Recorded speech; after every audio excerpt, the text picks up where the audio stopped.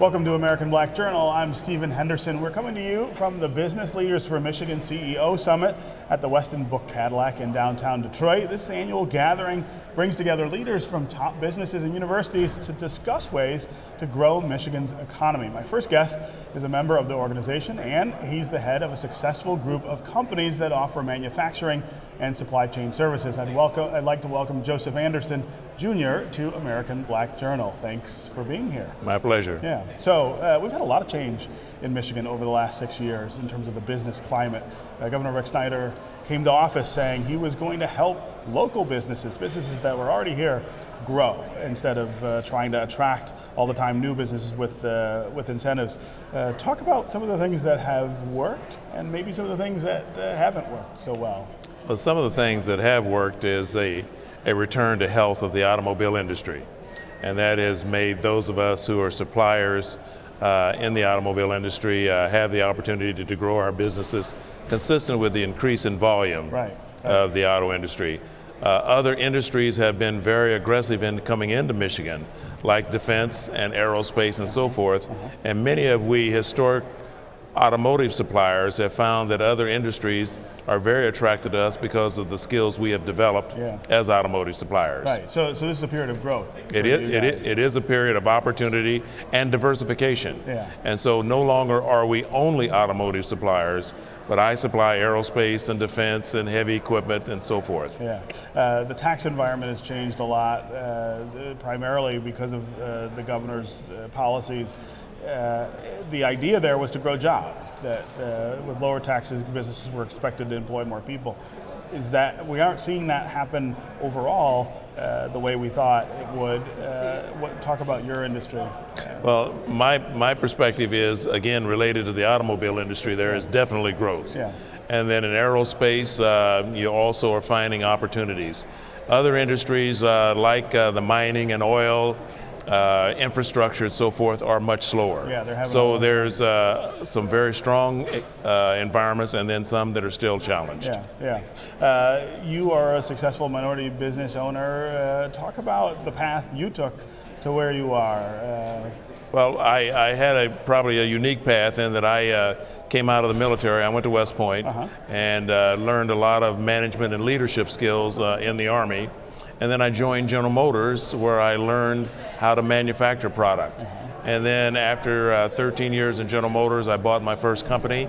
And some 22 years later, I have owned and operated 14 different companies.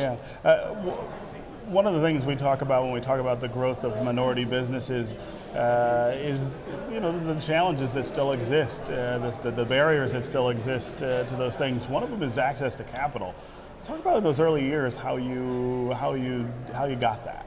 Well, in the early years, a primary source of capital was bank debt, and I learned very quickly that's not a good source of capital. Right? I then began to identify individuals who were willing to invest in and bet on me, and so the friends and family scenario.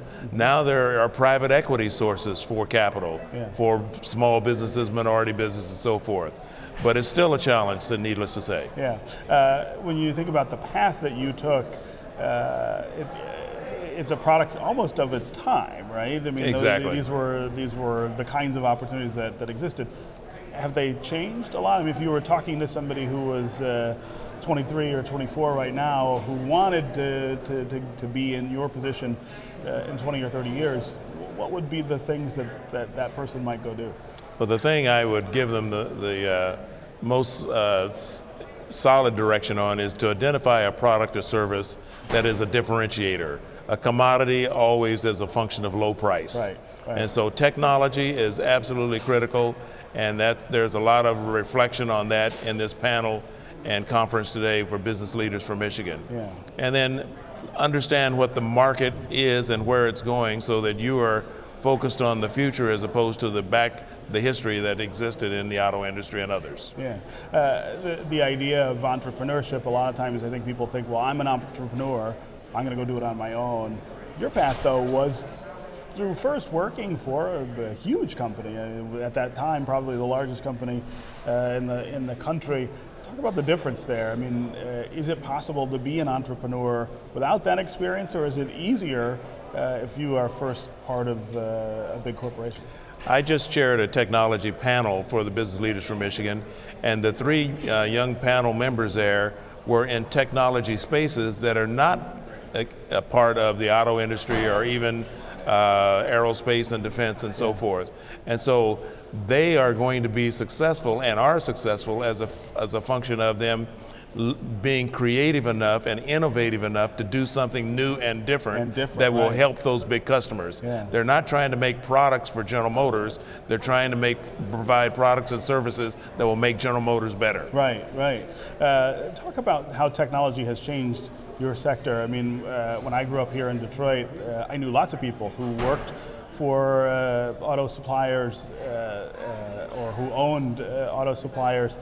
I imagine that looks totally different today than it did then. You're absolutely correct, and one of the challenges that we have and that we're working on in Michigan is having a workforce that is educated enough and learned enough to use technology. The history back in the 70s and 80s of being strong enough to work in the auto industry has passed. Yeah. Now you have to be able to use data and understand the business and the products that you're working on with data. Yeah, and we're not making that transition the way we need to, not just for the population here, but also for the business climate. I feel like we're falling behind in sort of turning education to focusing on those things. Well, I would absolutely agree, and that's why the Business Leaders for Michigan is absolutely focused on education as a key to the success of those of us who are owning and operating companies. Yeah. And we need employees that have the ability to manage the technology and the data that's critical to the business success and therefore their own personal success. Yeah. When you talk about education, do you think it's about investment and money? I mean, we're certainly falling behind that way as a state, or is it more a question of what we're doing with that money and investment? In other words, how we're framing the K-12 system and higher ed to focus on the things that the business needs? I think it's more a function of having the K-12 system be effective and efficient. Yeah. When we have someone in the third grade, they need to be able to read at the third grade level. When they get to the 6th or 9th grade, they need to be able to read at the 6th or 9th grade level. Right. And so the effectiveness of our system to assure that our young people, students, are keeping up is absolutely critical. Yeah. The Business Leaders for Michigan, as you point out, has an agenda that it would like to see the state pursue.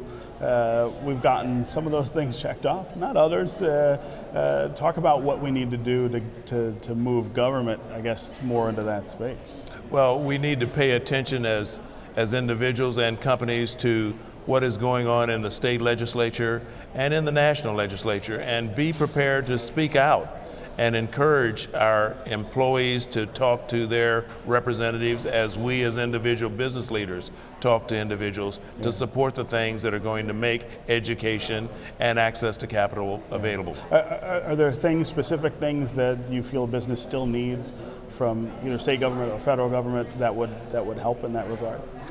We certainly need to have the level of funding that is available in these inner city schools be sufficient and comparable, and the use of that capital as compared to other areas in the state be effective. Yeah, and that's something we keep talking about, but never really get to the point of doing something. I don't know that we have a good answer to that yet, but we absolutely need to keep focusing on that. All right, thank you very much for being here. My pleasure.